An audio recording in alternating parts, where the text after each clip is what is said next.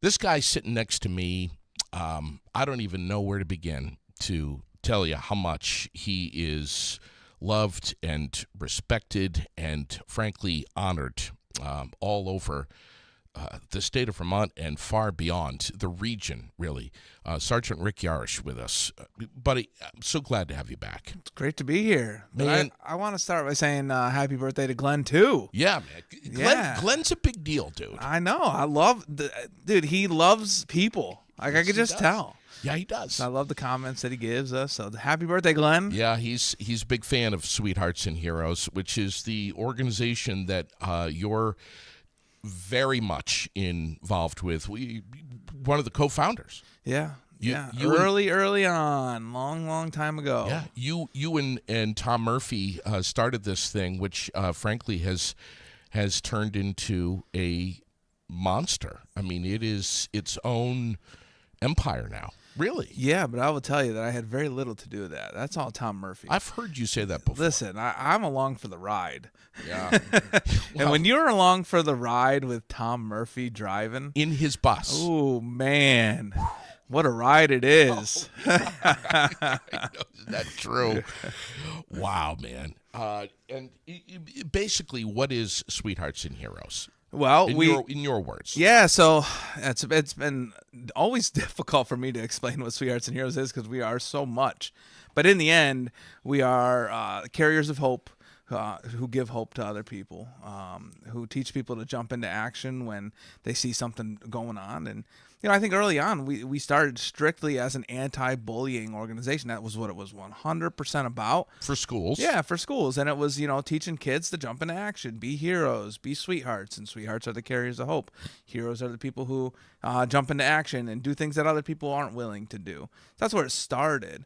But we've realized that Sweethearts and Heroes fits in this world everywhere, in every single aspect. And, that's kind of what we're doing now is we're not just in schools anymore. We're reaching for everyone. Everybody needs to be a sweetheart. Everybody can be a hero. And we all need those people in our lives. And now you're infiltrating into a lot of the utilities. Yes. And talking to linemen. A world I never thought we would be in, that's for sure. How'd that happen? Tom was involved? Yeah, I was going to say, Tom Murphy happened again. Yeah. So, when things happen, I don't ask how they happened. I just show up when I'm supposed to show up. And I do my thing. Right. So I don't know how it actually first happened, but I know that I did an event in Iowa with Tom, a keynote out there, and so we did some circles and some other sessions, and that's where it started for me, but I know it probably started for Tom well before that, and he really just didn't mention it to me. A phone call somewhere, an email that he got. Yeah, right. He just goes for it. Tom really broke the mold and continues to break the mold. Doesn't he? He sure does. Yeah, there is no mold. Yeah, exactly. It just spills all over the floor. You bring your message, which without you, Tom is really limited because you bring something very different to the keynote address, the presentation, whether it's in front of thousands of adults or thousands of children. Yeah. You bring something that's very unique. And when you first come into a school and give a presentation, the administration, the adults, the kids don't really know what's coming. I love to see the faces when I walk in and they haven't done any research. Yeah. They're like, what do you know about this? And they're like, not much. Somebody told us about it and we said, yeah, let's go for it. They've been all over the place. And then we walk in and they see us and they're like, what did we sign up for? Who is this guy? Yeah. Who are these guys? Because you got Murphy, yeah, who's a really big dude, and painted fingernails, free hug shirt. And let's be honest, really good looking. Yeah, no. Don't do it. Can we say that? If he's you can say it all you want. I'm saying it. He's a good-looking guy. Oh man, his head is exploding right now. I know this. He explodes every single day, like not physically. Yeah. Like I was blown up physically. He gets blown up in his head every single day when people do that for him. Yeah, man. Oh, I know. I know. But it's so unique. I mean, Tom walks in, this big stud muffin, and there's you, who's been completely. What are you saying? You're like you got Big Tom Murphy as a stud muffin, and then there's you. You know what I'm saying? I'll tell you exactly what I'm saying. I'll tell you exactly what I'm saying, and I'm not trying to retract anything here. I'm saying you are a muffin.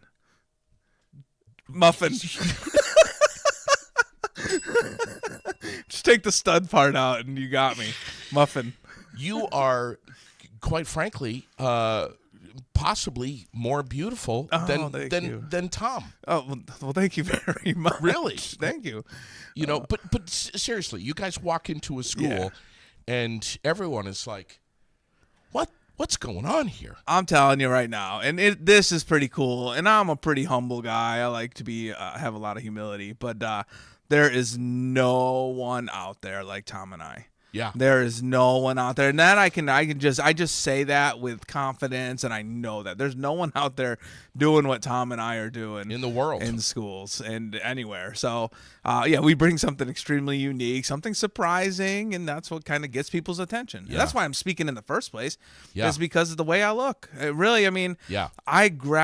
going to get people's attention no matter what, whether I say a word or I don't say a word. So if I'm going to get people's attention, then I might as well say something. And if I'm going to say something, I might as well say something extremely useful and extremely helpful. Isn't that amazing that you, can we say, decided that you were going to use that? Yeah. I think it was in my search of purpose. Like, who am I now? Because I'm not a soldier anymore, and I can't do that. So what am I going to do? I can't really do a whole lot with my hands, so I'm not going to be in some kind of labor position. Who is Rick now? And I knew that I'm telling you, speaking was something I was awful at, terrified of doing. But it was, I think, what I needed to be doing. People were going to listen to me. So I took that opportunity. You were saying yesterday on the air that it was very, very difficult for you to go out in public.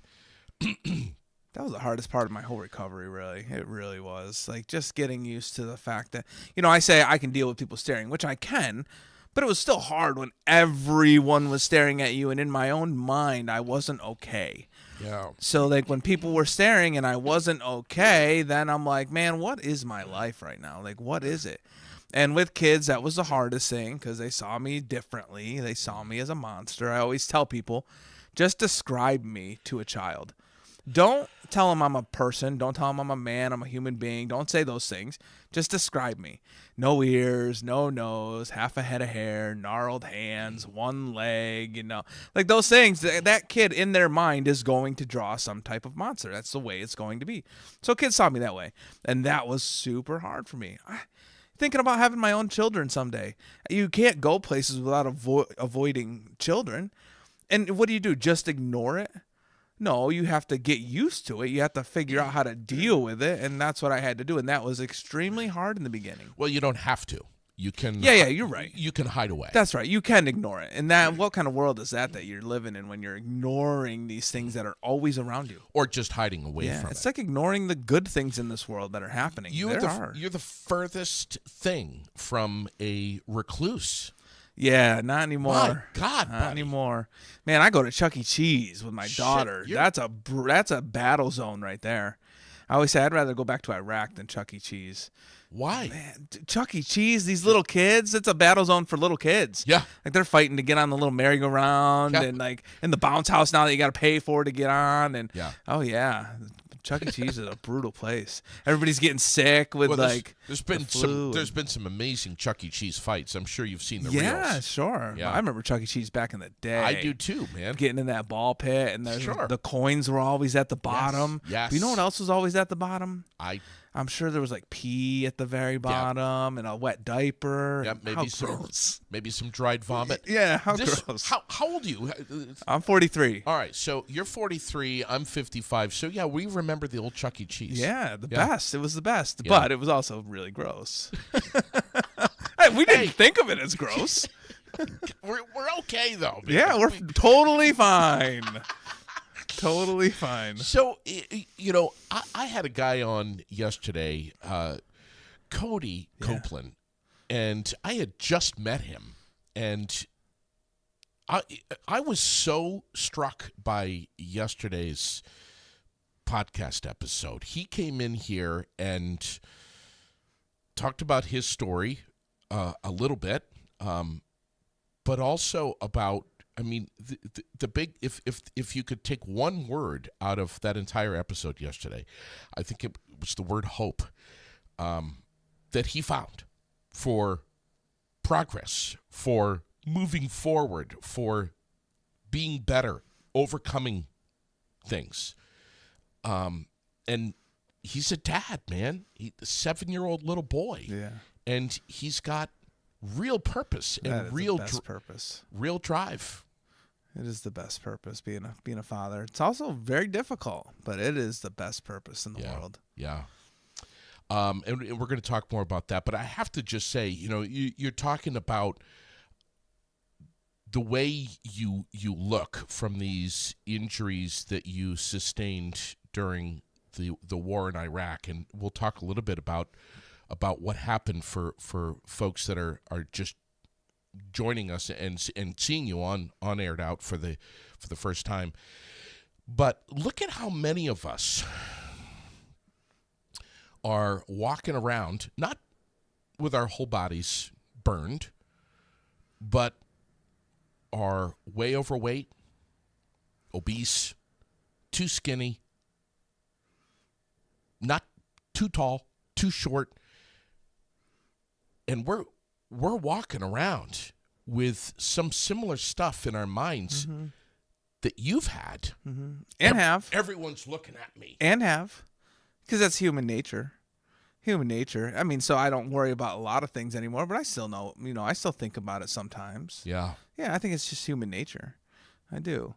But, I talk about this, like, so we talk about the 3 things you need to live, and that's food, shelter, water. Those are 3 things that you require to have in your life to survive. And outside of that, we require acceptance and purpose. And I talk a lot about that in schools, and to anyone that wants to hear it, any message I give, it usually has acceptance and purpose in there. But the acceptance piece, for so long, I had been preaching it as, I was not accepted by other people. And once that little girl came into my life in that restaurant and she said, he's really nice, that gave me acceptance. But in the end, it wasn't acceptance from other people. That didn't change. That one little girl showed me acceptance. I accepted myself. And how important is that? So those people that are walking around that are like, everybody's looking at me, because I would say a part of that is you're just not accepting of who you are. So how important is that, to accept who you are? I mean, it's extremely important. Be proud of yourself. Don't always look at the downside of who you are. There are downsides of who you are. Work on them, but accept who you are. Yeah. So. And also, behind your luscious locks and your beautiful face and your incredible body and whatever it is that you got on the exterior. I thought you were describing me. I I'm wasn't, like, what? I know you thought I was describing. This is strange. I know. But behind all that, there's also insecurities that so many of us have. There's like deep. All of us have inner insecurities. There's all of us. Some of us are very good at hiding them. Very good at hiding them. Yes. But I think we all have them. And I'm sure there's people that are listening and are like, not me. All right, I get it. But it's there a little bit. That's cool that you say that, and you can hide it pretty well. Yeah. And that's a strength too. But it's also, there's weakness in that. And here you are. Your exterior will never change. That's part of acceptance.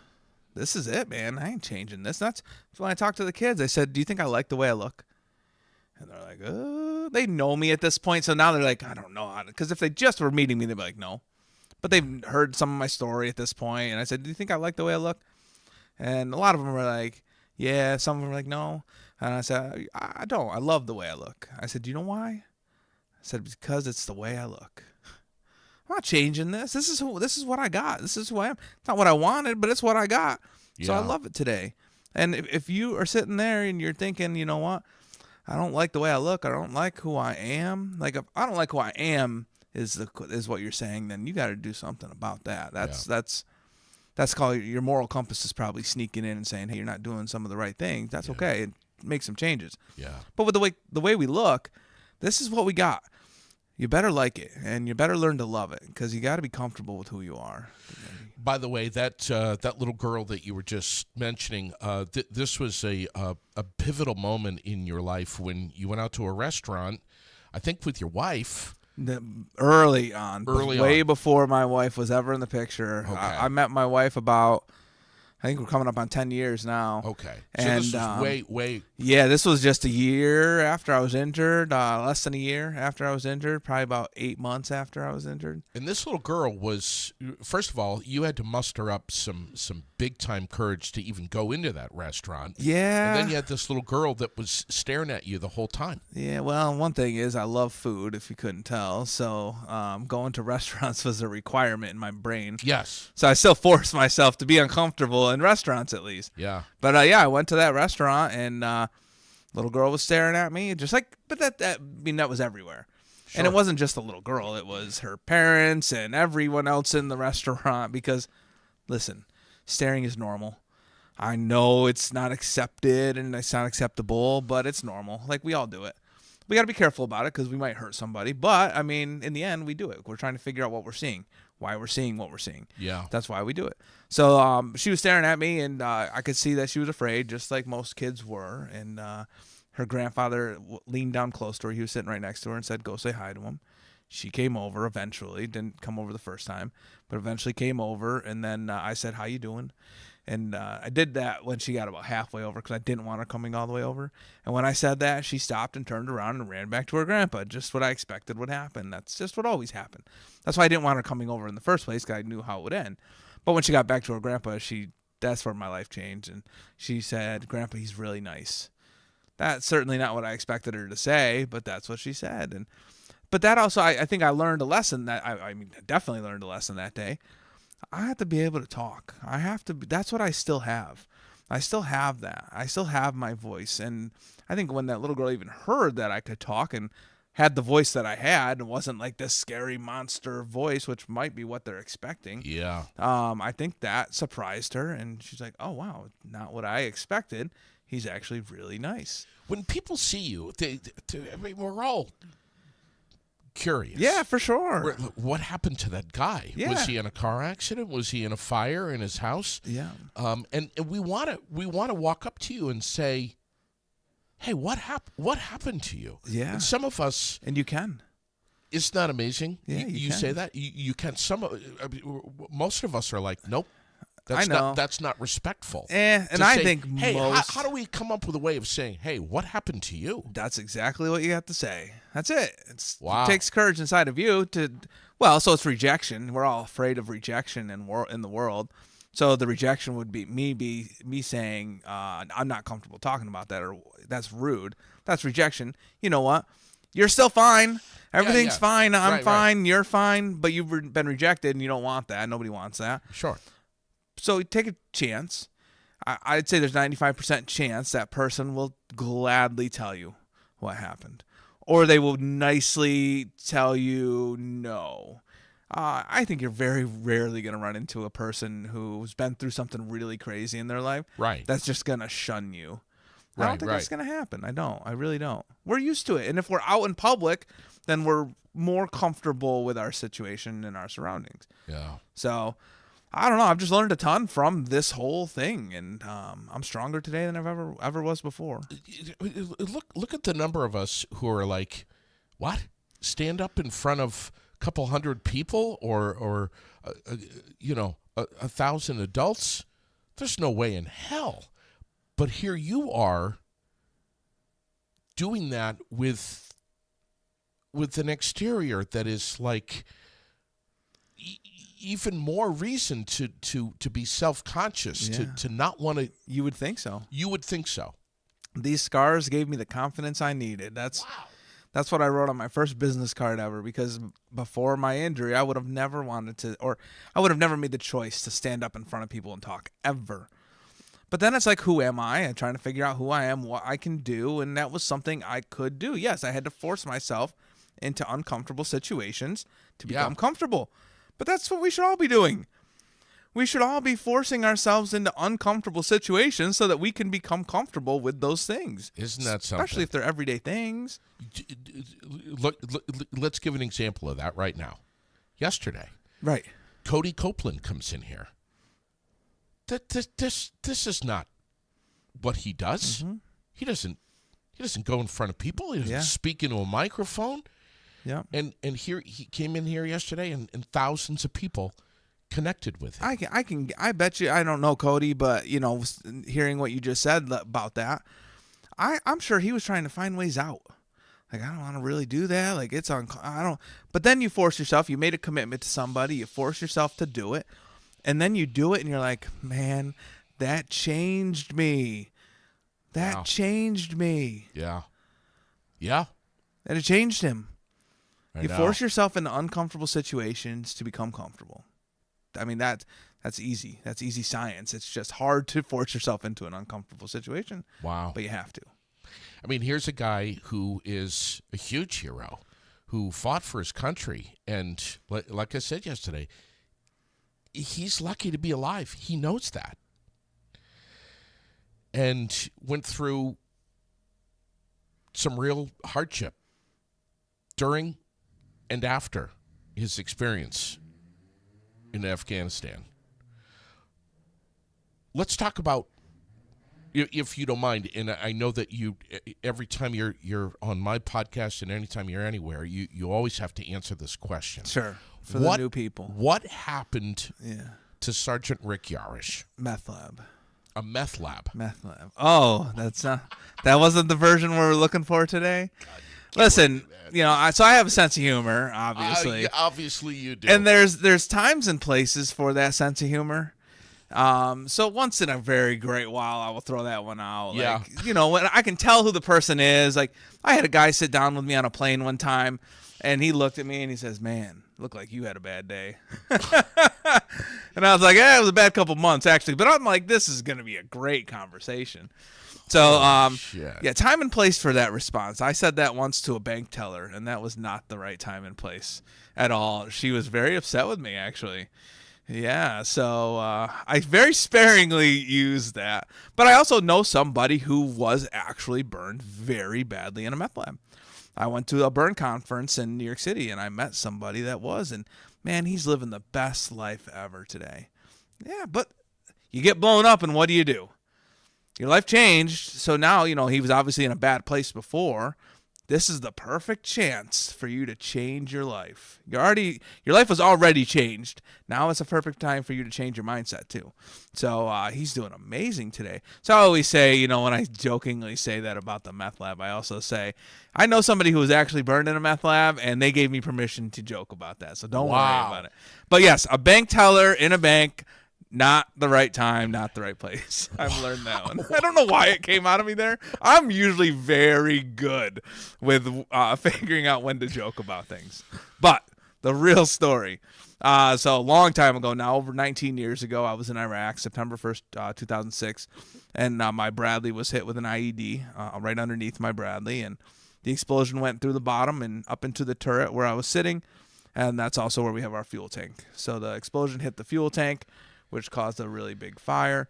And I always tell the students that's why I look so incredibly handsome today, is because I was very blessed to have survived a fire 19 years ago. I had to get out of the vehicle first, so I did. Only way out is through the top, so I got to the top. Next thing I had to do was get to the ground. Big problem was 10 feet tall. That's how far I had to jump. Bigger problem was I couldn't see, because my face was covered in fire and it was covered in my eyes. Your whole body was covered in diesel fuel. That's right, yeah, JP8 diesel fuel. So I'm engulfed in flames, man. I'm a human torch at that point. And the only way off of the vehicle was to jump, and I couldn't see anything, so I just jumped in any direction. Made it to the ground, but when I landed, I couldn't see the ground, so I couldn't brace myself for that landing. So I broke my leg really bad, ending up in an amputation of my right leg below my knee. So that's a positive. You know, I don't have an amputation above my knee. So those are just things that I think about today. You know, like my hands are all messed up, but I'm lucky to have what I have. I appreciate the things that I have today. So landed on the ground, broke my leg, stop, drop, and roll. That's what you're supposed to do when you're on fire. So that's what I did. But I couldn't put the fire out because stop, drop, and roll probably only works when there's a little bit of fire on your shirt, not when your skin and your whole body is engulfed in flames. So eventually, once I realized the stop, drop, and roll wasn't going to work, I couldn't stand up and run because my leg was broken. Even if I could, I couldn't. I didn't know where I was going. I couldn't see anything. Right. I gave up. So biggest regret of my life, giving up. I will never give up again. That's one thing I know for sure. I will fight till the very end. You know, like, so I have a terminal illness. I'm not saying I do, but if I had a terminal illness, I'm going to fight until the very end. And I don't think that's false hope. Like, I might make it through this, but I'm going to fight till the very end. I'm going to live every single day that I can live. I know people who have done that until the day they were gone. They lived the best life they possibly could until the day they were gone. I'm never going to give up again. I just know that. And part of that is from that experience. But that day I did give up. Eventually rolled in one direction, and I fell into a canal that was there to save my life. The water put the fire out. Very dirty water. Very dirty water. So it saved me, but almost killed me. In the hospital, I was extremely sick from it. I had aspergillus, which is a fungus that's extremely deadly and extremely contagious and spreads very fast. In your lungs. It was on my palms. And it spread. If it spread past my hands, it would have killed me. So they almost amputated my hands. So I say I appreciate what I have with my hands. That's one of the reasons, because I almost lost them. But no, I had a pulmonary embolism, so that had to do with my lungs. I had a blood clot in my leg at one point that passed through, and I can't even figure it out sometimes. You know, I know I'm lucky, and I really do. I think about that every day. But when I really dig deep into all the stuff, like, that's just the story of that day. I mean, that's just the story of really like a 30-minute period in my life. I don't know how I survived that. Then I'm in a hospital in Iraq. Then I'm in a hospital in Germany. And then I'm in a hospital in the United States in San Antonio. And I'm in that hospital for 6 months. And there were days that I probably shouldn't have survived. Like, my kidney stopped working one day, so they had to put me on dialysis machine. And the dialysis machine they brought in stopped working.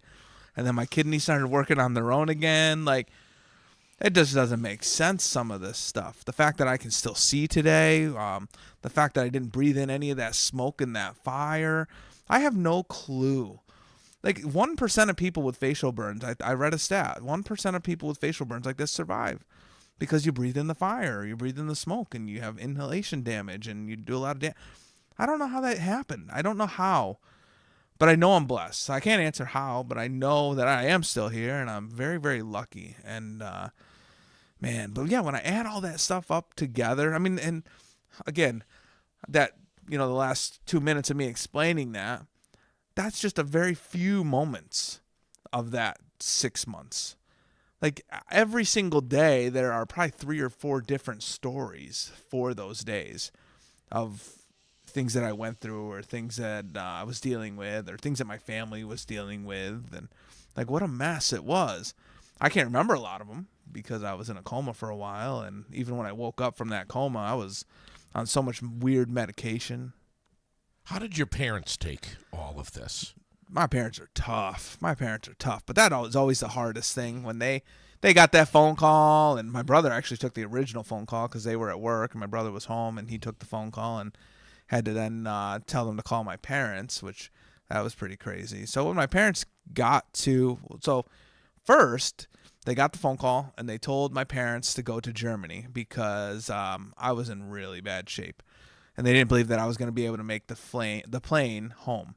That long flight, that I needed to be in an actual hospital. Now the airplane's a hospital, but it doesn't have everything they need.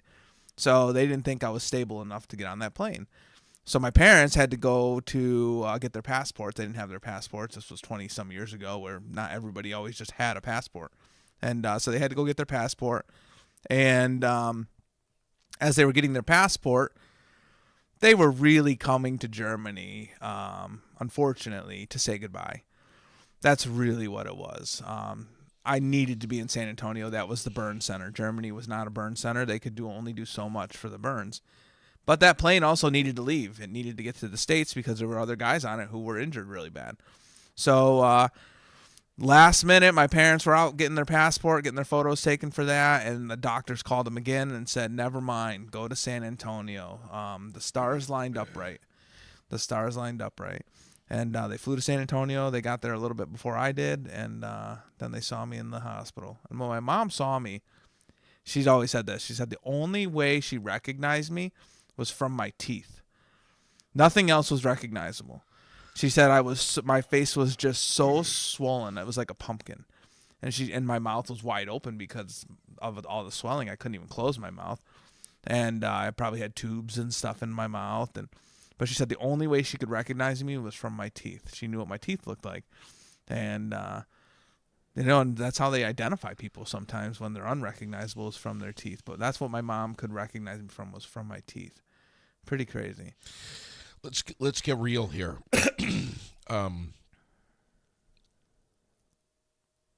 There was a point when you had asked a friend to shoot you. There was a point before. So I have this really good mentality today of like, I can get through anything. But before my injury, I wasn't that person. And I think most people are not that person. I regret not being that person. But I told a buddy of mine a week before my injury, I said, if I ever lose my leg, I want you to shoot me. But because I couldn't live without a leg. I was a soldier. I was a football player. I was a wrestler. That was like who I was. And I had seen people losing limbs in Iraq. I hadn't seen the recovery part, 3 years down the road, 4 years down the road. It's the early on stuff. And when things are early on, it's ugly. It's not good. The mentality isn't like, I am just going to be awesome and just going to get through this. I don't feel like there are a ton of people who can have that mentality right off the bat. I have seen a few, but don't see many. So it's a mess. So I'm seeing this mess that people are going through and their life doesn't look good. And I'm like, man, if I ever lose my leg, I want you to shoot me. That's what I told him. I regret saying that, but I can't really regret it. That's who I was at that time. I just didn't believe I could do it. But I guess the point is, we don't know what we can do until we do it. We don't know what we can get through until we go through it. And I can get through anything. I know how tough I am. I know how strong I am. I'm certainly not as physically strong as I was before, but mentally, man, I can't match myself from before my injury. I'm way better and way stronger than I ever was in my entire life. Life is good. It's not easy. It's good. Did you want to take your own life at any point? Did it cross your mind? So when I was in that hospital, I think there were days that I woke up and I'd be like, man, I'd be better off dead. I think that's the mentality that I had. Were you looking for a way? I don't think so. Even if I could, I couldn't. I couldn't even move. But I don't think so. I don't think that was it. I think if I passed away, okay, like that's kind of the mentality it was. It wasn't, I don't think I was ever looking for a way, but I think it was like, if it happens, like, okay, because this is awful. This is the worst thing ever in the history of my world. But thankfully it didn't happen because, man, I would tell you I would go through it all again today. You've said that before. Yeah. I've heard you say that before. But the problem with that is... You've also said this is the best thing that ever happened to you. It's the best thing that ever happened to me today. But the problem with that is I say I would live through it again, but I wouldn't be able to do it on my own for sure. I definitely didn't do it on my own to get here. I mean, oh man, I hate using this because then people were like, oh, you don't have to be strong. No, you do have to be strong. But I say that 95% of this is like people around me that help me be strong and gave me that strength through really tough moments. But I say it's the best thing that ever happened to me today. And I say I would go through it again. But if I went through it again, unfortunately, I would have to drag everyone else through it again. Yeah. I don't want to ever do that to the people that are the closest to me, my family, my parents, my mom and dad, my brothers, my friends. Like, that was hell for them. And unfortunately, to get back where I am today, they would have to go through it with me. I wouldn't have been able to get here on my own. There's just no possible way. You say food, water, shelter, acceptance, and purpose. Yeah. You have mastered acceptance and purpose. I mean, you are literally spending every waking minute of your life with purpose, with a capital P. And lots of it. My brother. Lots of it, yeah. Backup purpose. If something falls through, if my speaking job ever left me, and I hate even calling it a job because it's a passion and I love it. But if I couldn't do it for some reason someday, like I lost my voice, I don't know. Man, I got backup purpose. And I also know that I wouldn't be the end of me. I would figure out another way to talk. I don't know how. Technology is an amazing thing. I would figure it out. I talked to a lady on a podcast one time, and she was the head of the podcast, and she had something going on with her voice. And she said it's something that she had, and it's not going to get any better, and there could be a point where she actually loses her voice. Yeah. And it's scary to her. And I said, that might be the day that you find out who you really are. When that voice is gone. Because that was her job. Her voice was her job. Your voice is your job. Like your purpose. Like what you're doing today is a part of who you are. It's a part of what you have. You're helping your community with it. When it's gone, now what? That might be the day you find out who you truly are. And I told her that, and she was like, whoa. And I found out who I truly was when I lost the things I thought were so important to me. You know, my physical prowess, and I was strong. And, man, then I found out who I truly was. I needed it. Man, if defeat is a person, if evil is a person, whether it's Satan or whoever, they know who Rick Yarosh is, and they're all saying, son of a bitch, we just cannot crack this guy. We lost. We lost. Yeah. And we're losing. And we will lose tomorrow. Yeah, well, it feels good to hear that. We can't get this guy. Yeah, you're not going to. You're not going to. And, you know, me saying that hurts me a little bit because, like, humility is such a big thing in my life, and I don't like to talk myself up. But sometimes, man, it feels like really good to recognize that you can't stop me from. I'm not giving up. I don't care how difficult it'll get. Your backup plan here. Apparently, you're a beautiful singer, and this is your Murphy. backup. Your backup Get him plan. off of there. According to it's some guy named Loudon Granger. Oh, Loudon. Why are you calling me out like that? So let's hear it, man. No, you're definitely not hearing that. When's the album coming out? There is no album. There is no next step for that. I thought it was Murphy. Murphy always gets on me about that. No, Loudon. We were doing a podcast with Loudon, and Loudon heard me start singing. And he's asking me, he's like, you need to help me get lessons. I'm like, Loudon, like, I need lessons.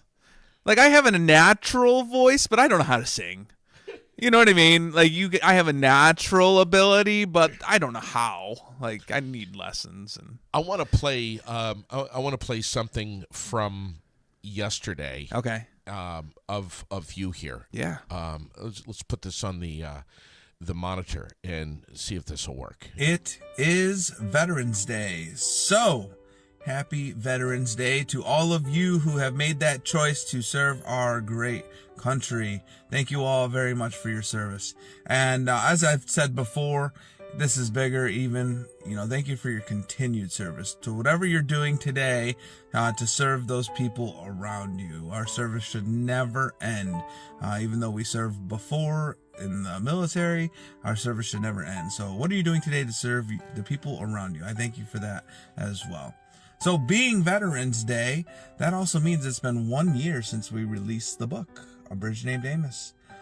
It was really awesome being able to write this book, and it's been a great year of it being released. I've read this book probably about 100 times in different classrooms and different auditoriums across the country, mostly the Northeast, but I've read it about 100 times to students in schools. So today, I'd love for you to read the book. I'd love for you to record your kids reading their favorite page in the book. And when you record their favorite page, then post it to our social media. Tag us in it, at Sweethearts and Heroes, or even at Rick Yarosh. I'd love to watch your kids reading the book.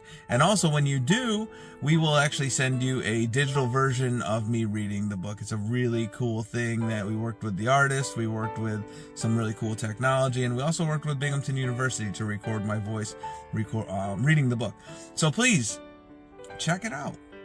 Read the book today. Post it. And we will send you that really cool digital version of the book. So again, check out the book, A Bridge Named Amos. And to all of you out there who have served our great nation, a happy Veterans Day to you. Damn, fella, that's amazing. Tell us about this book, which you have right there with you. And man, I don't know if you're able to or if you're willing to read this on the air, but tell us the story about this. Yeah, so I wrote a book, which is pretty crazy, first of all, because I'm not an author, that's for sure. It's hard to give myself that label, but I did write a book, so I guess I am an author.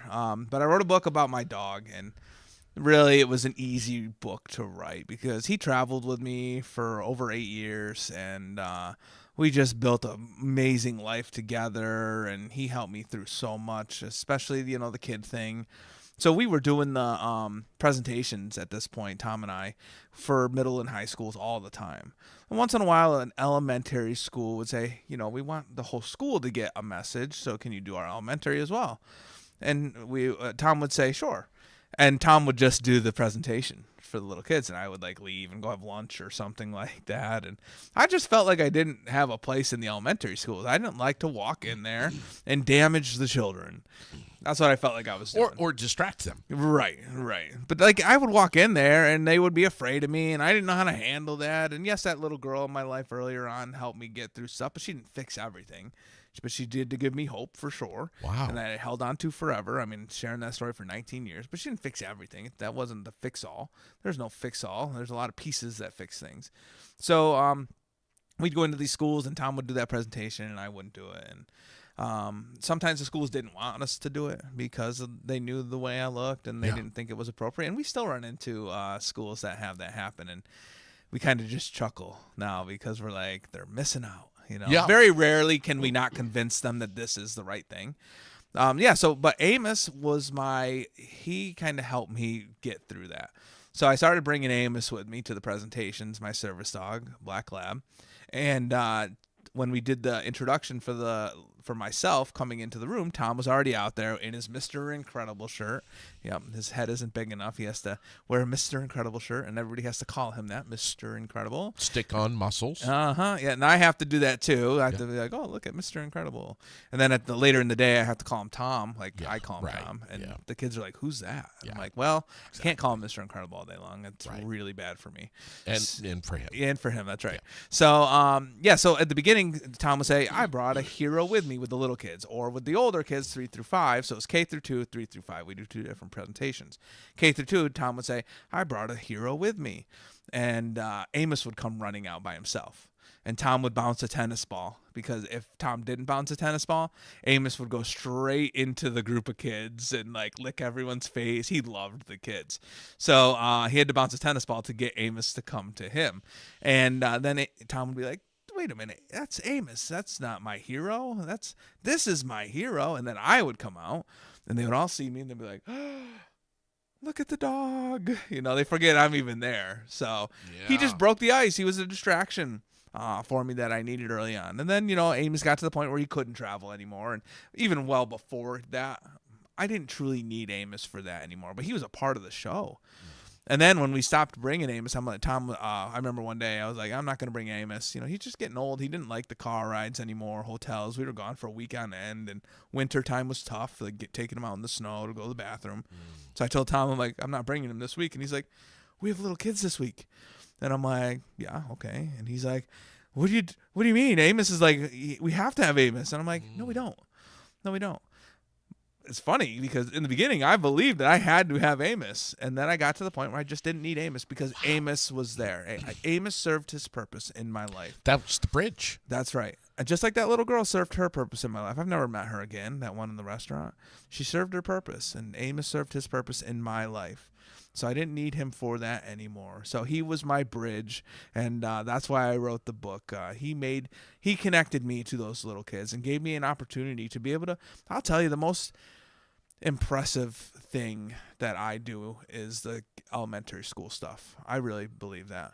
Like when I walk in the room and those kids are afraid, because that didn't change, you know, like kids are still afraid. There's a group of kids, I can see them. I can pick them out in the room that they're uncomfortable. 1 minute into me talking, I can see that comfort just change. They're like, oh, they hear me talk. I talk about my dog, and then at the end, when we do a Q&A session with them, all they want to do is tell me about their dog and their parents, and I've been invited to birthday parties and stuff like that. But that just tells me that they are comfortable at that point. That's connecting. Yeah, it's connect. That's exactly it. It is connection. You want to talk about inclusion, and you really are worried about your kids, like, including other people, like, when I go in there and do that thing, I mean, that is full inclusion, and it is super cool to see the transition. But if I didn't take a risk, I wouldn't be doing it. Sure. I didn't take a risk. But Amos was the reason that I could do that. I want you to read this book, but first we got a phone call. Good morning. Hi. Good morning. I'm looking for Rick Yarosh. Oh, no. I know that voice. Yes. I want to meet this guy, Rick Yarosh. He's really, really important. I think he's a beautiful man, and I wish he would hug me once in a while. Yeah, you sound like the guy from the old Adam Sandler video, or like cassette tapes that he used to do. It almost I can't think of his sounds name. like Tom Murphy. It is Tom Murphy. No. It's Mr. Who. Yeah. of Sorry, Come buddy. on. Yeah. Not happening. Hey, Rick, show him the best page in the book. What page is it? Go flip to the best page in the book. There's 51 pages in here. You made one of them. I just want to say that. The only one that matters. I just want to say you made one of those pages, and that was it. Wow. Yeah, there he is. Show the viewers. There he is. Look at this. Oh. There he is. Look at the hair. I know the hair. The hair is amazing. He's Tom Wishes. No airbrushed muscles on there, though. No muscles. Oh yeah. No, Well, I that's the forgot real Tom They Murphy. left that part out. No, that's just the real Tom Murphy right there. He has been pushing my buttons all school year. He gets to the little kids first, and he says, "Hey, talk about how small his muscles are getting." Yeah. Oh man. I said, Hey, Tom. listen, seriously, I didn't get a chance to listen. I'll definitely watch the whole podcast. I've been slaving away trying to get schools for Rick to speak in all morning. He slacks. So Yeah. anyway, I didn't get a chance, but I do want to just, thank you, JD, for bringing my very, very special friend on today. Dude, I don't need you to do that. Rick doesn't need help with anything, and that's the beauty of Rick Yarosh, is he figures most stuff out. Actually, Rick, I'm going to put you on the spot here. We just got an email, and there's a whole list of questions that you got to answer for this one school. Yeah, I remember. Then we see a picture of your cat and your dog. Okay. Did other people get hurt? So there's a whole list. Sure. I And think the I told them I one would thing- send them a video response, The actually. one thing that Rick has challenges with is a tad bit of procrastination. Oh, I'm a master procrastinator. Mm. I'll do that. And, I'll think that's easy stuff. Anything for the kids, man. For you, It's going to take a long time. that's- So if you're asking me to do that, it might take a while. But Yeah. if I just get the email from Brian or something, I'll do it right away. Exactly. Exactly. Anyway, I needed to call in for some early morning harassment, and just wanted to tell everybody just how grateful I am to you, JD, for allowing us to do this, and most importantly, to be Rick's friend. He sometimes has trouble with relationships, and he's got to actually pay to sit on someone's couch. So thanks so much for taking Rick's payment today. Yeah. And allowing him to. I was like, Rick has a hard time with relationships. I'm like, what is this coming from? Yeah. Not quite. Right.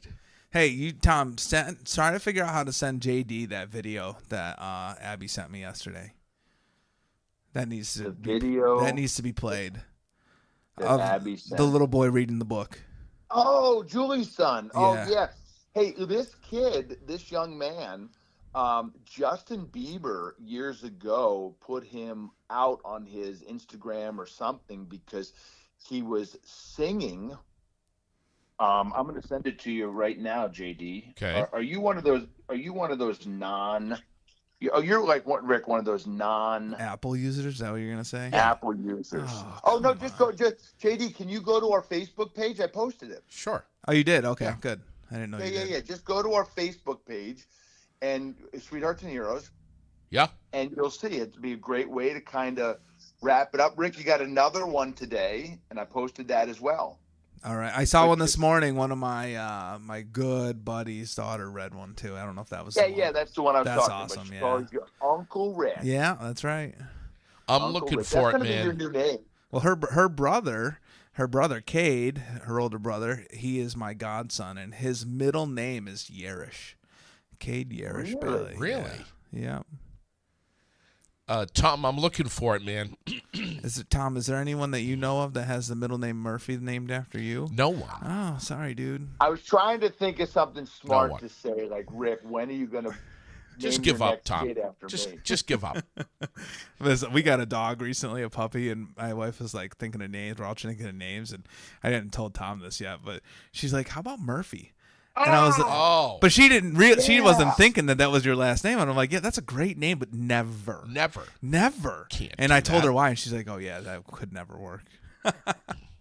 Well, it- you could always go with King Tom. Oh, we could, or we could just use your middle name, Aloysius. Yes.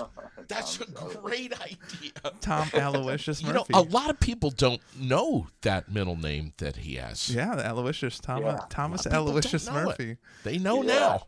Also Jenna. This is the other one that we go with. Yeah. Thomas Jenna Murphy. Mm-hmm. JD, anyway, did you find the post? Yeah, I did.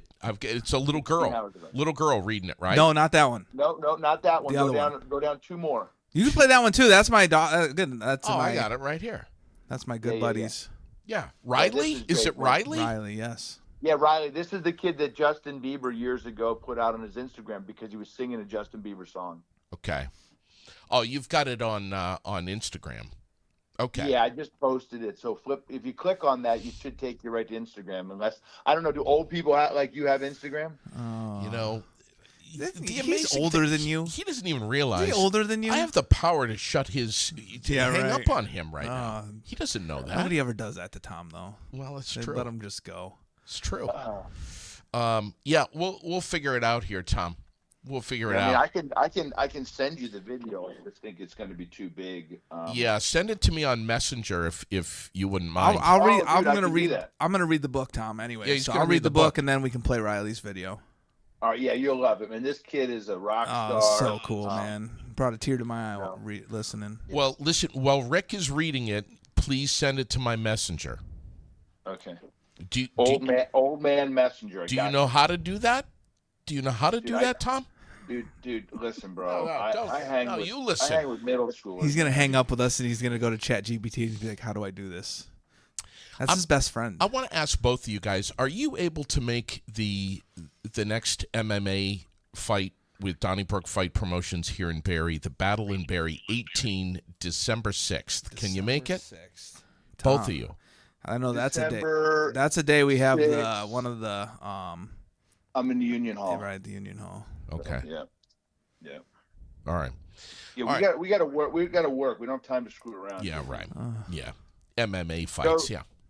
listen, all right. So listen, I'm going to say that messenger, but listen, I got one more thing to say, He's gonna and hang this up. is important. I want you to He's listen. gonna hang up. Hang up. He's gonna hang up. He's gonna hang Yeah. up. Oh, good. See, you. Yeah. It doesn't. Guaranteed. It doesn't work. Yep. He already hung up, just right? did. But Yep. listen, it doesn't work He when hung up. when we call it out before he does it. Yeah, of course not. When the listeners, the takes viewers, the effectiveness away. Yeah. Yeah. So he's been doing it for too long now that Yeah. I catch it when I know when it's coming. Yes. And it feels so good when I can hang out When first. you know. See, I haven't mastered that yet. Yeah, well, you can't give him the satisfaction. You know, the other day I was all confused. He's hanging up on me, and then he calls me back, and he hangs up on me again. Like, I'm trying to drive my truck here. What are you doing? Was it on purpose? Yes. Oh yeah, of course. Yep. Yes. Got something for you. Click.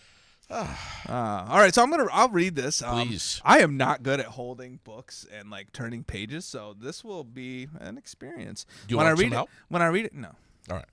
it just Okay. might take a little longer. That's okay. I don't care. But when I do it with little kids in the schools, I usually put it up on their screen. Oh, I see. I have a Yep. digital version that it's way easier for me to click a button. Okay. All right, so I'm going to read it, and I'm going to read it just as I read it to the little kids, so Okay. With the voices and everything. And Oh, nice. I have a pretty good flow of how the book goes, so I love reading this book. All right, here we go. Good morning, good morning, good morning. Oh, wait, is it morning? Maybe it's nighttime. Or is it the middle of the day? Oh, well, I'll just start by saying hello. My name is Amos, and I'm a black Labrador Retriever. Page 1. Oh, look at that. Page 2 was set up perfectly. When I was born, I was meant to be a service dog. Do you know what that is? A service dog is trained to help people with many different things. I have 1.5 years of training ahead of me to learn how. This is where it gets bad, where I don't get to the right page. Take your time, man. Oh, I will, JD. Don't you worry. We might lose a few people in the process. No, you're not. Training is hard work, but so much fun. I've been training for 1 year already, and today is my first birthday. My birthday is on Christmas Day. I only have 6 more months before I'll be an actual service dog.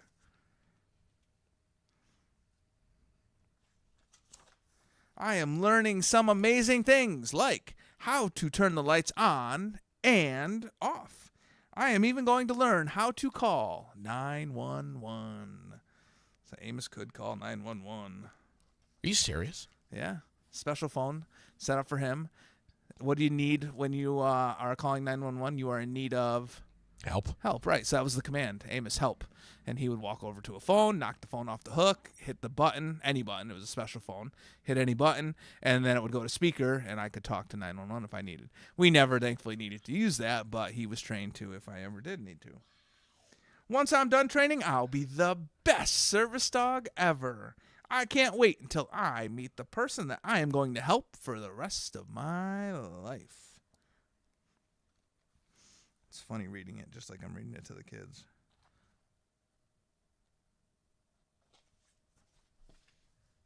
I found out today that when I graduate, the person I will be helping is a soldier. My trainer said he got hurt pretty badly. I can't wait to meet him. Just 1 more month to go.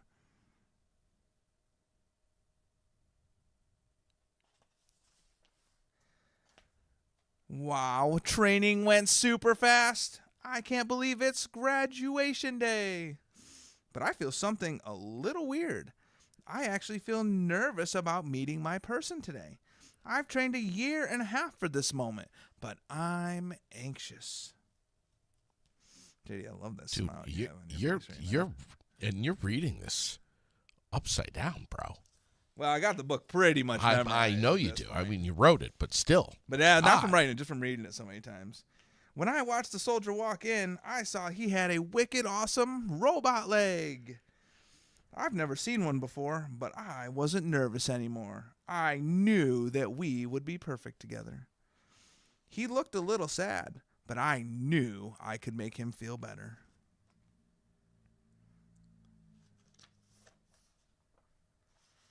I walked up to him I walked up and sat in front of him. I know one thing soldiers do is salute. So that's what I did. I gave him a big salute. So Amos was trained to do a salute, and they trained them by putting a birthday hat on their head. And dogs don't like that at all, so he would try to knock the thing off of his head. Yeah. When the soldier saluted back, I noticed his hands looked very different from the hands I was used to seeing with the people who trained me. It looked like he couldn't even open them. I was even more excited because I knew I could help him. It's funny, at this point in the book, the kids are like, those hands look like yours. And I'm like, yeah, that's because they are. Wow. The soldier's face looked different, too. I wonder if that's why he looks sad. Maybe people say mean things about him, or maybe they stare. But that's okay. I knew I could help. I would love him because that's what dogs are born to do. I got my neighbor across the street from where I live. She brought a thing over that somebody made for me the other day, and it's a piece of slate stone, and it has carving into it, and it says, "I will love you because that's what dogs are born to do," and it says Amos on the bottom. Wow. Pretty special, man. That's I definitely awesome. The football game was on when she brought it to me, and I started watching the football game, and right as I was reading it, kind of, and she's like, "Stop paying attention to the game," and I'm like, no, I'm just looking away from the stone right now. Yeah. Wow. It meant a lot to me. Yeah. One of my trainers came up and introduced us. Rick, this is Amos, and Amos, this is Rick. His name is Rick. What a wonderful name. Rick looked at me and said, "Hello, Amos. You look like such a good boy." I am a good boy. It's true. Rick took me home with him and showed me around the house. He showed me my kennel where I would sleep at night. I slept in a kennel every night when I was training. But that first night, when it was bedtime, guess where I slept? In Rick's bed. And I never slept in a kennel again. Not the service dog way, and he would have been totally fine in the kennel, but I couldn't do that. The problem was when we went to hotels, his black fur, all over those white sheets. Sure. Yeah, I'm not sure. really service dog stuff right there. I found out what Rick did for a job. This is Tom's favorite page because he made the book. Oh, yeah. One day, we went to a school. Rick and his friend Tom, otherwise known as Mr. Incredible. Because the kids don't know him. I'm reading the book, and they're like, who's Tom? I'm like, I know, Mr. Incredible. Went into a big auditorium that was full of teenagers. I was amazed to hear his story of how he got hurt and how he was able to be very strong to get better. He told stories about hope. He said it meant hold on, possibilities exist, and about these people called sweethearts and heroes. I let the kids fill in a lot of the words as I'm reading too, because they know sweethearts and heroes. They knew he could call 911, and they knew he could turn the lights on and off, because I do that in the presentation. This is my favorite page. He told the students that heroes are people who help others. I thought that was funny because Rick called me a hero. I'm not a person, but dogs can be heroes too. Maybe tonight, when we get home, I can help him take his socks off. He doesn't really need help with that, but he knows how much I like doing it. So he would take your socks off. I didn't need help. It was cool that he could do it. So I would take my shoe off, and I would say, Amos, tug, and he would come up, grab the very tip of my sock with the front of his teeth, just nibble. And I always say, you know what it felt like? It tickled. It tickled your toes. So when my friends came over to visit, they would all have Amos take their socks off too. It was like the cool party trick. That's so cool. Oh, everybody loved Amos. The friendliest dog ever. That was one thing. If kids were ever afraid of dogs in schools, I was like, this is your opportunity right now to meet the friendliest dog you'll ever meet. Yeah. So this is a good opportunity. And some kids were changed after that. They could not be as afraid of dogs. My favorite part of the day was when I got on the stage with him and we showed the students some of my tricks. I showed them my salute and how I could lay on my back.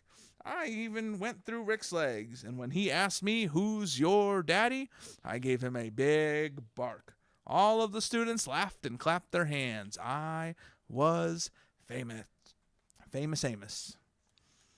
What does Famous Amos make? What's Famous Amos? Famous Amos. What does Famous Amos make? Cookies. Famous Amos cookies? You've never heard of Famous Amos cookies? No. What? No. Super popular cookie. Really? Come on, JD. Dude. You can find them in any grocery store. What? Yeah, Famous Amos cookies. I will look. Some people would call them Otis once in a while, and that's a big, like, it's not Amos at all. Yeah. But I think they really get the things mixed up. So there's Famous Amos cookies I will look. and Otis Spunkmeyer. What do they make? Come on. Muffins. Otis Spunkmeyer makes muffins. We went to a lot of schools, but one thing I noticed was I never saw any little kids. Did little kids even go to school? When I thought about it, I couldn't remember seeing little kids anywhere with Rick. I think I figured out why Rick was sad. I could tell that Rick was sad because he knew little kids were afraid of him. He knew he looked different, and he was okay with that. But he didn't want kids to be afraid. I knew I had to help. One day when we were at a school talking to older kids, I saw little kids on the playground. I knew that I needed to get Rick outside, so I pretended that I had to go potty. Rick saw all of the little kids on the playground and tried to go outside a different way, but I wouldn't let him. Oh. This is where the kids are like, is that true? And I'm like, well, that's probably like the only part in the book that's like not really real, because a dog couldn't tell me that. We went right over to the playground. I walked Rick right over to the playground. All of the little kids came running over to us, and they started petting me. I love being pet. I even snuck in a few doggy licks. As the kids were petting me, I saw a couple of them notice Rick, and guess what? They weren't afraid. They even asked him what happened, and Rick smiled. They weren't afraid. So, you're not supposed to pet a service dog. But Right. I let everyone pet Amos, so he was absolutely ruined. Yeah. Like when we went out in public, man, he was looking for kids because he knew they were going to pet him. After that day, I could see that Rick was happier. He had changed. He was happier.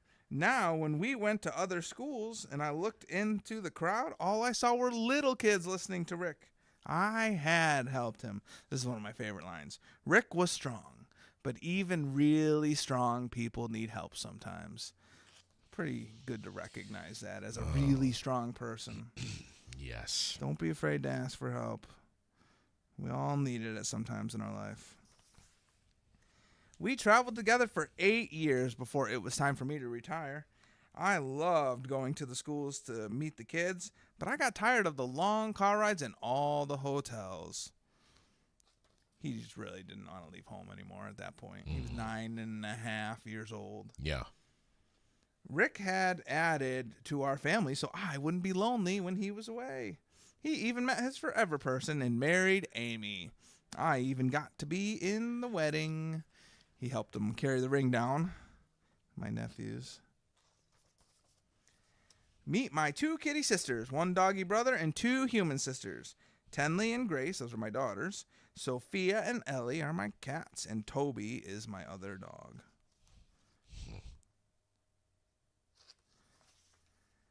I am so happy that Rick still visits the schools even though I don't go.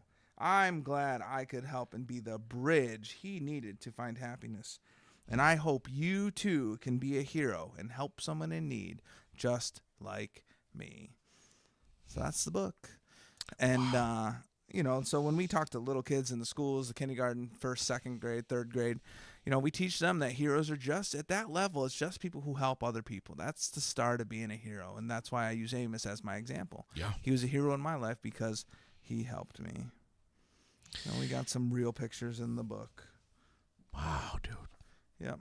We went together a lot of places. Amos was a big part of my life. I would love to have you give me that book so I can give it to Dale. Absolutely. Little boy, the son of Cody Copeland, who was in here yesterday. Absolutely. That's his book. You can sign it up, too. Yep, I will do that. Wow. Your message is for all of us to be a bridge in some way, shape, or form Yeah. to others. Yeah, we can. You know, I talk about purpose in this world. Like my purpose, being a public speaker, that I realized early on, that was that was grown from somebody else that gave me an opportunity. He was my bridge to this world of speaking. He came into my life and he said, "Hey man, what do you want to do?" Which I always say is funny because he didn't come into my life and say, "Hey Rick, you should be a public speaker." Mm-hmm. He said, "What do you want to do?" I said public speaking, and he said, "Okay, I'm going to help you with that." He was my bridge to it. But he didn't tell me. It's not our job to tell people their purpose. It's our job to listen to them about what they like in life, what they want to do in life, and then help them grow that purpose. If somebody says, you know, like we talk about this, if your daughter says, "I want to cut hair," and you say, "Ooh, you're so much better than that. You can do so much more than that." You're assigning them their purpose. She wants to cut hair. Help her be the best hair cutter there ever was. How about that? How about that? What shame is that? Like, come on. That's silly. Yeah, so don't tell people what their purpose is. Help them grow the purpose that they have for themselves. Wow. Yeah. This time of year, and we'll close out with this. You've been such an inspiration this morning. But this time of year, so many of us, Rick, feel some weight. We hear the music. It's the most wonderful time of the year. It's beginning to look a lot like Christmas. That's not necessarily in our hearts. There's a facade that many of us are carrying around. But deep inside, we can be subjected to some depression, some kind of hardship, anxiety, whatever it may be, financial stress, the pressures of the holidays. We got Thanksgiving coming up, and we lose touch with ourselves. The days are darker. We've got less sunlight. I mean, there's a whole number of things that compile together, and depression can sneak in and get the best of us without anyone knowing. You and I included. Even Tom. Yeah. What do you say? Oh, man, there are so many things to say. Like, I'll have pieces of that too, sure. But, man, life is so good. It is. If I can say that through what I went through, if I can even say it at that point in my life when I was going through it, life is good. It's not easy, but it's good. And I can say that, you know what, that thing that is that depression, I got to be able to clear that a little bit. I got to be able to move that. I call it the smoke. If I can look through that smoke, if I can clear that smoke out of the way, on the other side of that smoke is so much good. So many good things. And if we can concentrate on those good things, it feels good. They're there. They're there all the time. But with depression, a lot of times we're just focusing on that one thing. Maybe it's a couple things. Maybe it's more than a couple things. But there's more good than there is those couple things for sure. You got to clear those things out of the way just so you can sneak through the peak at the other side and see the good. Life is beautiful, man. The world is beautiful. People are beautiful. There are so many good things in this world. We just focus on the things that are not so good. Clear that smoke out of your way. Look through. Find the good. And, and it kind of goes back to the HOPE, hold on, possibilities exist. Maybe this is just a rough time for you. And you hold on to get to those really amazing possibilities that exist, those rewards at the end. You said something to me a long time ago that I won't forget. You said to me, JD, it's a guarantee that the shit will hit the fan. Yeah. That It there is. will be something presented in your life. We all lose people. There's one. Yeah. That's one thing. But how will you prepare yourself to handle that? Because it's a guarantee it's going to happen. Yeah, it is going to happen. I just know when it happens today because of what I've gone through. The shit has hit the fan so heavy at one point in my life that when it happens again, and it has already happened again, you know, I'm living with stuff now. But life is You're still not good. exempt. No, I'm not. Any of No, absolutely. Nobody is. Nobody's given the blessing of you will never deal with anything difficult. And if you were given that blessing, it wouldn't be a blessing at all. You got to deal with difficult things. They make you stronger. But that's how I get through it. I know when I'm dealing with difficult things, it will be okay. Okay might not look the way you want it to look, but it will be okay. And I will be fine when I get through these difficult things. And not just fine, I will be better. I will be stronger. Wiser. Yeah, absolutely. And so I know I don't want to be dealing with those difficult things. I don't. Doesn't matter. They're there. So if they're going to be there and I have no choice but to deal with them, I better be able to look into the future a little bit and say, you know what, it's going to be okay. And it is going to be okay. I truly believe that in my life. We'll go out this morning with the video that Tom sent me. Yes. So awesome. And I just can't thank you enough for getting in here, man. I can't thank you enough. I know, at least I think I know. I've got a pretty good idea of how busy you are, and the rest of the entire team at Sweethearts and Heroes. You guys never stop moving. You never stop thinking. You never stop scheduling stuff. You're always in gear, every single one of you. And for you to